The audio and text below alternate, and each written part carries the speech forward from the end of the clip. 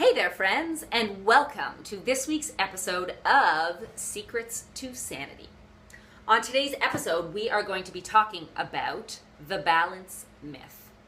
Now, balance is a topic that gets a lot of press these days. Everybody and their dog is trying to live a balanced life. We are all striving and wanting this elusive balance, but at the end of the day, I really think that it's sort of the polkaroo of our adult lives. That how many people are actually experiencing this balance? We're trying to master a million things at once. We're trying to be and do everything for everybody all the time. But at the end of the day, if balance has come to mean mastering a million things at once, it's not a very good way of cultivating peace and happiness in our lives.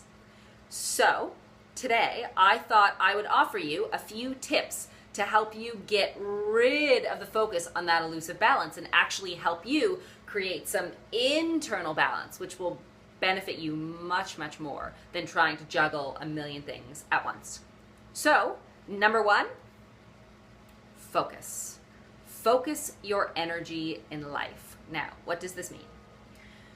When we're trying to move in a million directions at once, we often find that we're not going anywhere.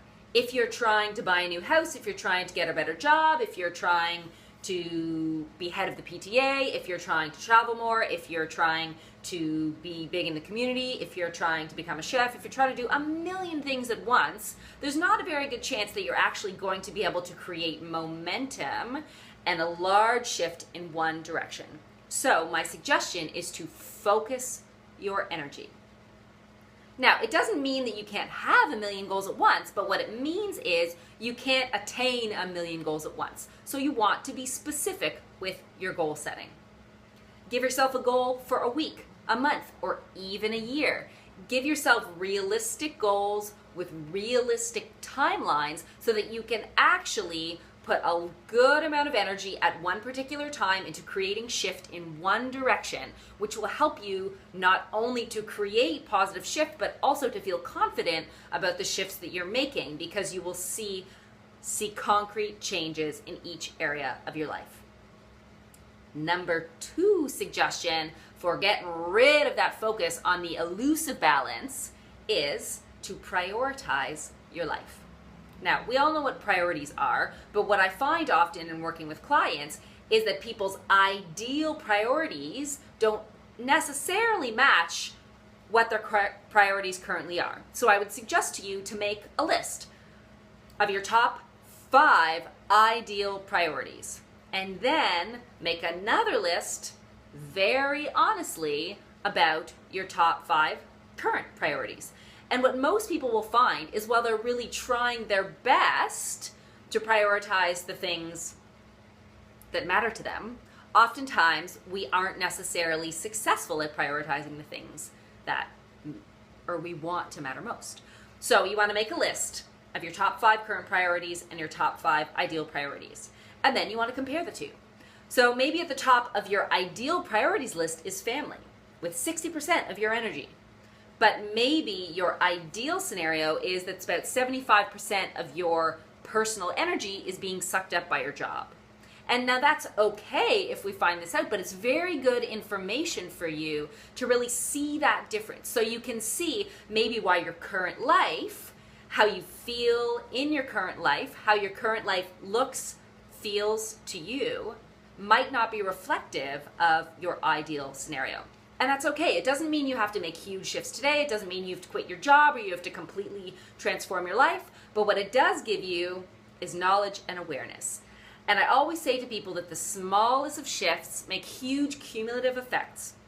So even knowing and having awareness, perhaps, that your current priorities don't line up with your ideal priorities is good information for you to make some smaller steps and some smaller shifts going forward. Now, number 3 on the get rid of that elusive balance and increase peace list is, drumroll please, do more things that bring you joy. Yes, you heard me correctly.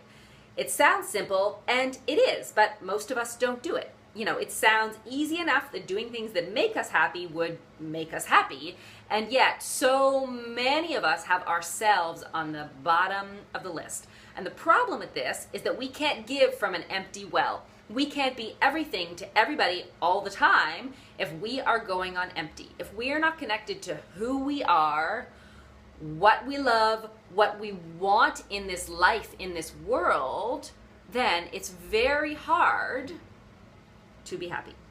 So basically, if we don't have internal balance, it's almost impossible to have external balance. So my number one tip for cultivating more joy is to make yourself a daily you date. Yes, you heard me. Now, I would suggest to either do it 1 hour twice a week or a 2-hour block sometime in your week. You want to make it the same time, the same day, every week. It doesn't matter what you do, as long as it brings you joy. You could go for a run, you could take salsa lessons, you could knit, you could sing, you could do whatever the heck you like. But putting consistent effort into connecting with you, into igniting that inner fire, into inspiring, creating inspiration, creating motivation, connecting to love, connecting to the earth and people. When we feel a sense of inner connection, we are so much more happy and fulfilled in our daily lives. People come to me for all sorts of reasons, and they're often underwhelmed when one of the first recommendations I make to them is to go and do more things that they love. They're like, yeah, I get it, I know.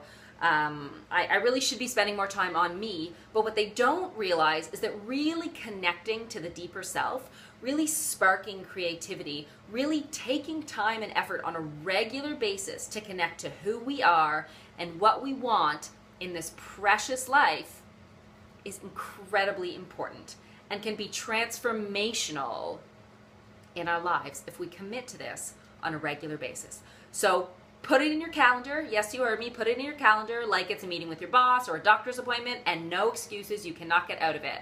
Your kids know that's your time. Your husband knows that's your time. You know, lie to your boss and tell them you have a doctor's appointment, whatever it is, doesn't matter. Make it happen. Because this is the type of thing that will actually give you what kind of balance you really need. Not juggling a million things at once, but actually finding a sense of balance and peace inside of you instead of in the outside world. So I really hope that this video has been helpful for you, and I look forward to seeing you next time for the next episode of Secrets to Sanity.